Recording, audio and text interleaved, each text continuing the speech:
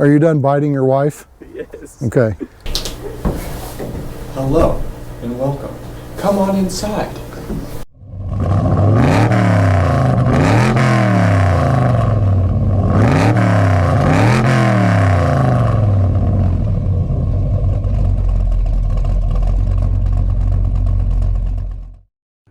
This channel and its content are purely for entertainment. If you happen to learn something, awesome. I'm not a professional mechanic, fabricator, HVAC tech, contractor, chef, etc. Take my advice loosely and use it if you like and agree. Otherwise, do it your way. Enjoy the video.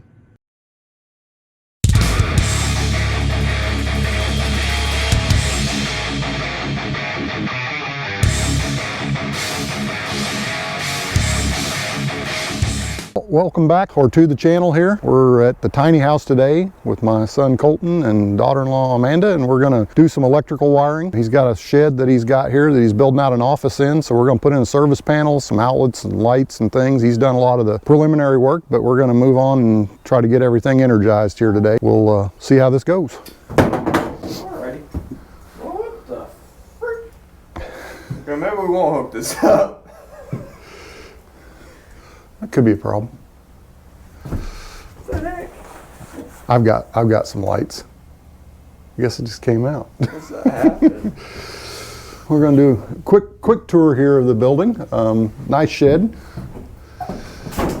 He's kind of got a wall built out here to create an office in the back, and this is his workout slash work area. Got a nice big door to get in here. As you can see, like I said, got a lot of the pre-wiring done. Just got the windows kind of temporarily thrown up there to get them out of the way. Those aren't really going inside like that. But at least he's got all the wiring ran around the room here. Got his boxes in for his lights and everything. So like I said, what we're doing today is we're going to actually put in a service panel and get this stuff energized. Looks like we're going to probably be doing it on this little mid wall here, and he's got all his cabling home run back to here. We're gonna figure out how to get this thing mounted up here and go from there. All right, so first thing we got to do is get this service panel mounted. So we got to get us a board in there and let it sit on there and get her mounted in there good. Got a little 8 breaker service panel here with, we're only going to use 4 because we're only feeding this building with a 30 amp 110, so we're only going to make one leg of this live because it's upside down right now. But so there's our shelf to sit this on.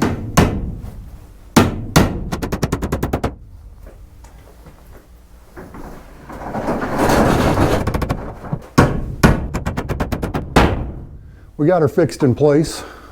Had to do a little shimming over there on a couple of 2x4s just to get it mounted in there, but we just basically got it roughed in, ready to figure out how to get our conduit and cable to it and the rest of the circuit wire. So we did have to drill a hole here, a little over 1 inch. We're going to run this inch flexible conduit up here over to the outside where we're going to put a plug. You satisfied with that? I will be. You satisfied with that?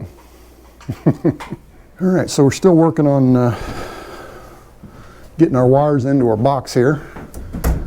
Getting the feeds from the circuits. We basically got 3 20 amp circuits and 1 15 amp circuit for the lights. So I've been wiring up outlets, getting those ready. Got a couple more here, got one back there behind that pile, which we got to get to. Got one over there, got a couple here. We got no lack of outlets here. We got plenty. I wonder where I got that from. Turner overbuilt.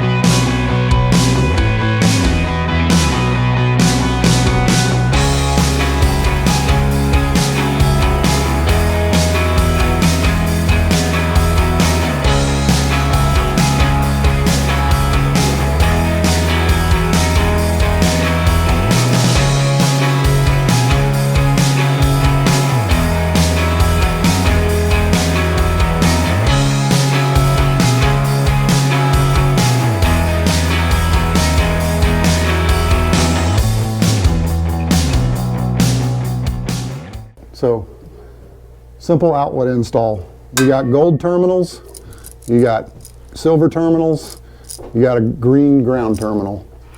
Your black hot wires go to your gold terminals, your white wires go to your silver terminals, your ground wire goes to your green terminal.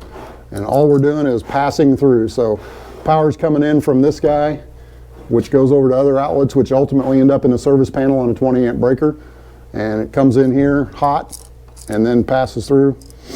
This guy's hot, so he passes through here back over to this box, which will have another outlet on it, and that's going to pass through and out this cable here onto the next outlet until the end of the line. So simple as that. These outlets do have the push-in type connectors, which I don't ever use and don't recommend. I recommend always using the screw connectors because you're not going to come loose if you get a good wrap around that and tighten down. But these things can pull out or work their way out over time, so I never use those.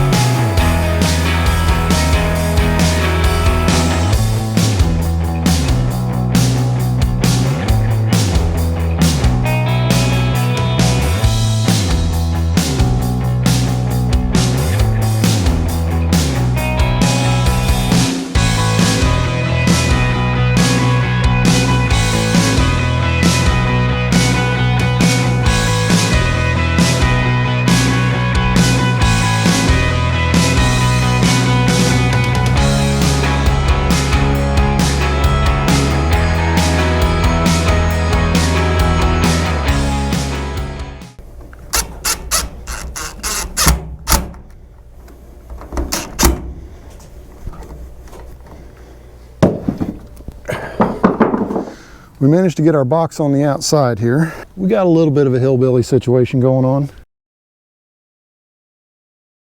Just had to get it off of the building a little bit for this flexible conduit to really properly work. I think we're gonna be okay.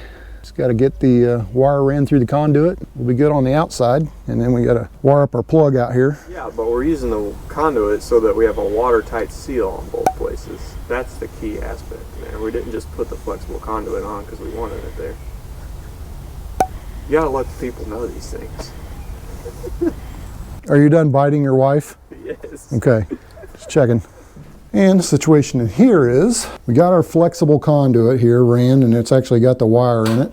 And we gotta get that connected up over there, underneath the window, over to here, and then of course it's just laying here right now. We gotta bring it up into our box, and we got our circuits up here and labeled. Now we just gotta get our wires connected in the breaker box, get our wires ran out to the box outside, get our plug connected, and then we'll be able to plug it into the 30 amp circuit that's hanging off the pole and hopefully energize these breakers, and we'll see where we're at from there. Just want to show you guys where we're coming from here power wise. So we've got this pedestal here, and this pedestal actually feeds the tiny house with a 50 amp plug there on the left. Got a regular like 15 or 20 amp, I guess it's a 20 amp plug there on in the middle that he can run an extension cord for and run whatever he wants off of it, which is his temporary power out there at the shed right now. And then we just installed the 30 amp 110 that's on the right there. We basically got an RV plug. It's a male end on this side, female connector there. So this is very similar to an RV park or something where they have 50 and 30 amp power. Oh, that's an RV. Yeah, I borrowed it off a buddy of mine. And so we're just using it very similar to that. Got this cord kind of run here on the ground for the moment till he gets it properly routed. Again, as you can see, our box here, basically what we did is we cut the end of this RV plug off, which was female. Because normally the RVs have a male receptacle on them and you have to plug them into that directly. In this case, we needed a male on this side to fit the female connector for this exterior box that we installed. Just bought a connector and cut the cable and I rewired it to this new outdoor rated plug on this side. So now we've got a male-to-male 25-foot cable that runs between that power pole and this, and that energizes everything here for us.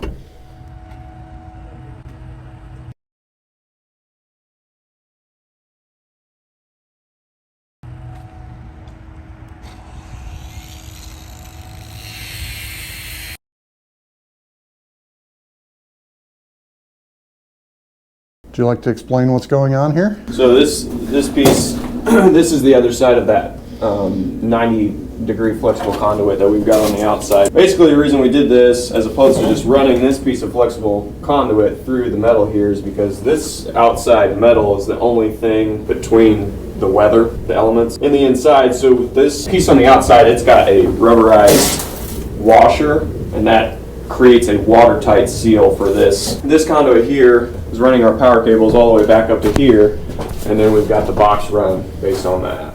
As Colton said, we've got this flexi conduit that we ran our wire. You can see it coming up through the hole there. We've got our hot wire, we've got our neutral wire, and we've got a ground wire that runs all the way back out to that plug, which ultimately connects over that 25-foot cord back to the pedestal, and everything's energized over there, ground's back there. So this is technically, even though this is the service panel for this building, it's technically what you would call a sub panel. And so for that, we've got all of our ground wires on a separate ground bus. Okay kids, time to learn the rules on the bus. Over here, they're connected to the metal here, so they're completely isolated from our neutral. And then we've got our neutral bar that runs down both sides of this box, where we've got all of our circuits. The white neutral wires for the 4 circuits are all connected to that. They can go on either side. Got them all ran on this side. We did put the separate ground wire in to the separate ground, which is grounded to the case. We did not use the grounding lug that you would use if this were a service panel coming straight from the service company. You would normally put this green screw in there, and then that would bond your chassis to the actual neutral bar, and then your ground and your neutral would be bonded together. But in our case, we're basically a sub panel, much like if you ran it to your garage off of your main house panel or something like that. You can see we've got our 4 breakers. We've got one for a mini split, which we've yet to do anything with. The office outlets, which is the room we're currently standing in. Then we've got lights on this 15 amp, and then another 20 amp is for his workspace on the other side, the shed side of this, to have outlets and things over there. Got 4 circuits energized. Again, because this is a 120, we're only feeding this with one leg.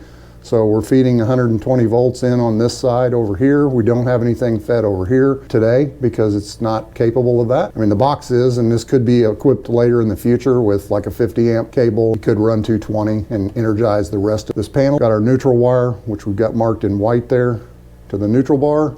Hot wire on this side, that energizes these 4 breakers. Of course, we've got, this is a main breaker type of a panel, so you can shut the power off here, which we wanted so that you wouldn't have to go all the way back out to the outside to the pole to shut it off. So we can shut off the power here. Of course, then you can shut it off to each one of the individual breakers. We're pretty much complete in here. We also labeled each one of these, if I didn't mention it already, wrote on the cable there. It's a good idea to do that just so that you don't forget what you've got, and of course you'll want to label your plate on the cover plate there once you put that on there, which we're going to do next. We're going to move on to putting the cover back onto this, and then we're going to do a little bit of switch wiring over here. We've got, this is a switch that runs this side of it. There's a switch that runs the other side over there, and they both have to have power, so we got to pass that power through, and then of course we'll put a switch in between this and the lights up here, and the switch over there. Of course, there's still some electrical outlets to do. I did get several of those wired up, but there's still more to do. Yeah, I should make mention, when you're using your meter, make sure you put it on the right setting. And maybe don't do that the first thing in the morning. You can see right now I've got this set on 200 volts AC, so obviously checking for voltage here, I was looking for 120 volts and making sure we had it to our circuits, and all that's fine, but I barely missed the mark here, and I had this setting up here, and I started smelling something burning, and I was a little worried because I thought, well, surely there's nothing in this panel. We've tested it already. We've energized it more than once. Well, come to find out, I had this meter set on the wrong thing. So I probably smoked this meter. Good job, Turner Time. It does work. It's still working. I put it back on that setting, and we're still getting 120 volts out of the circuits correctly. So I'm assuming it's okay, but yeah, make sure your meter's on the right setting before you go sticking it on live AC, because it will cause you to have a problem.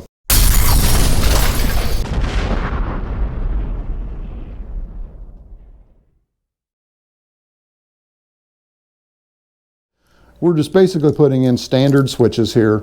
You've got the 2 hot lugs and a ground lug that's on your switch. What we're doing in this box here is we've got the wire coming from the power feed from the box. It goes here from the breaker box. It comes in here first, and then we're going to feed or connect the 2 black wires together so that we run our power over to the other switch, so it comes into that box and has power. We'll tie all our neutrals together, tie our grounds together, and then the grounds will all go to this ground lug on this switch. Just a matter of getting these all connected together. We got to create a little pigtail.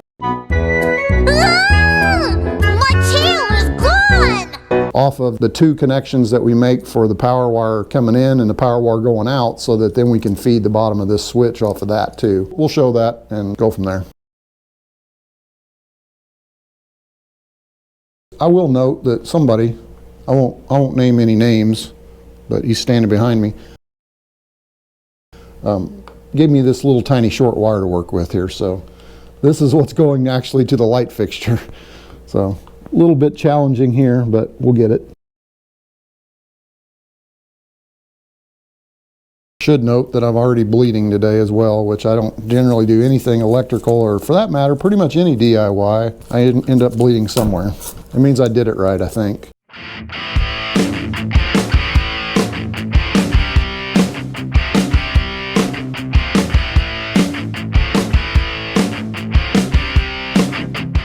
Alright, so this guy's too long. We're going to cut him off so we can make a pigtail out of him.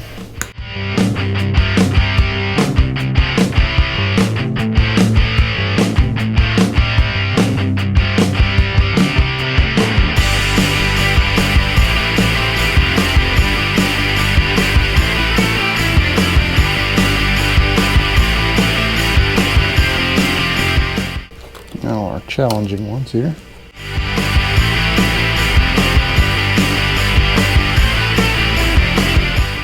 Got them all shaved off. Now let's tie our grounds together.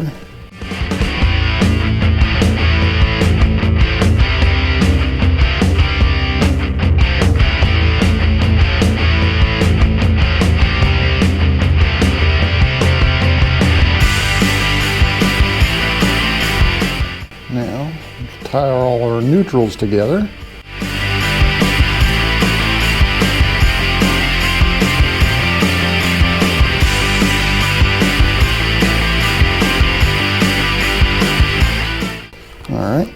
So we got our neutrals bonded together there.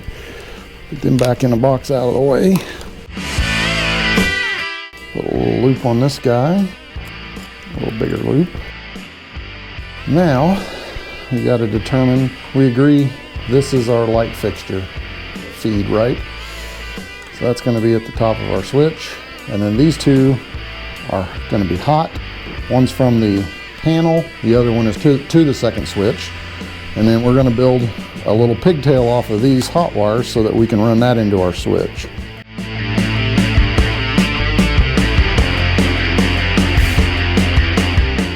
So that is going to be the feed to the bottom of our switch. So now we got everything we need to put a switch in, except for the loops that we need. Once again, just going to show how much wire I'm working with here. Not much.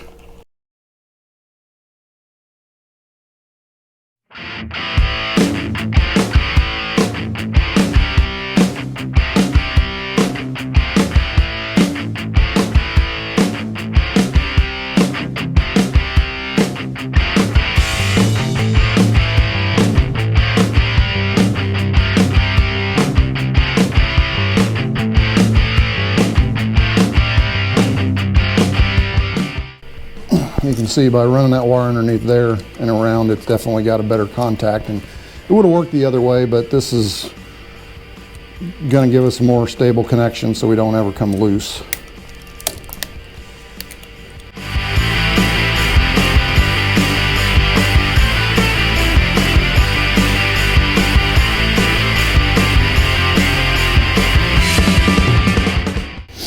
Now we got to get our ground wire over here away from our hot wires.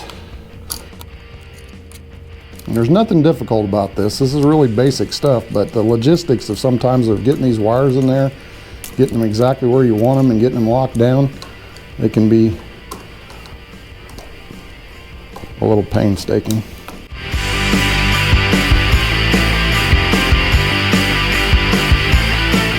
Now we're gonna get our hot wire pushed back in here and get it out of the way.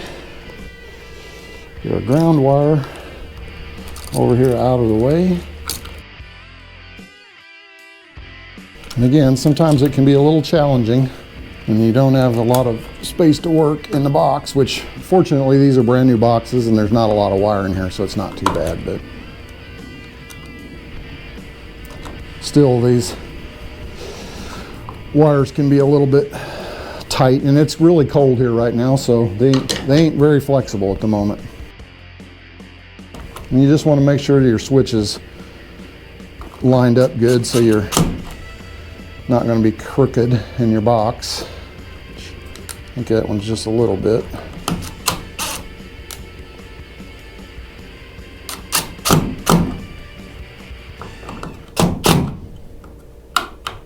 All right, so theoretically, we should be good to get power to this switch, to the light fixture that's above us, and to the other switch that needs to get wired up the same way as this one with the power on the bottom and the feed coming out the top. We got our switch hooked up, which is connected to our 15 amp breaker over here in the breaker box. This is the first position that comes into. Got it switched up to the light fixture, which we temporarily hung up here. You just got your blacks to your black, which is your hot, your neutral white wires together, and then your ground wires all together. And the only reason there's 3 up here is because we're passing the power through this box to the second light fixture that's over there, and we'll connect up another light fixture with the 2 neutrals, 2 blacks, and 2 grounds. Now, when you turn on the switch,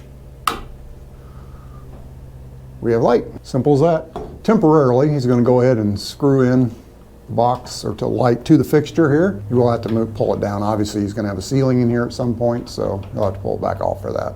There's our light, energized from this switch over here on the wall. We're hot over to here as well, which we need to cap that off for now. Put some wire nuts on or put the other fixture up there temporarily. As you can see, we got the panel cover back on. We're all buttoned up there. You can also see we got light coming out of this side because we went ahead and wired up our switch over there in the corner. And we've got a couple of really bright light fixtures. They're just screw-in light fixtures with a little LED expandable, whatever they call them, retractable. I don't know what they call them. A little deformable lights. And they're super bright. We have success. The only one he's got left to do is got to get that one put in that box up there on that side, but again, this one's just temporary because he's got to run the ceiling over here still. Not going to put one on the shop side for now. And later on, if he decides to, since this side's still going to be open, he's not going to cover this in anytime soon. If he decides to move this somewhere where he wants to put 220 or a more permanent power in here instead of using this little RV type plug thing, well then he'll be able to just come right up in here and drill him a new hole, run him a new conduit, and run it out the side of the building there and feed it with some new power cables. Go ahead and energize that box for 220. I mean, technically it's rated at 100 amps, I think, so he can have up to 8 breakers, or actually 16 breakers if he uses the double half-size breakers in there. So he's got more than enough capacity to feed a lot of stuff here. And if he does run 220, then he has more than enough capacity to hook up some 220 over here in his shop area if he wants some kind of equipment to run on 220 or whatever. But that's not for today. That's possibly in the future, but he should be able to do that with this side still exposed. So I think that's going to do it for the electrical on the tiny house shed. If you like this, please like my video. If you haven't already, subscribe, comment. I appreciate it. I will talk to you guys next time.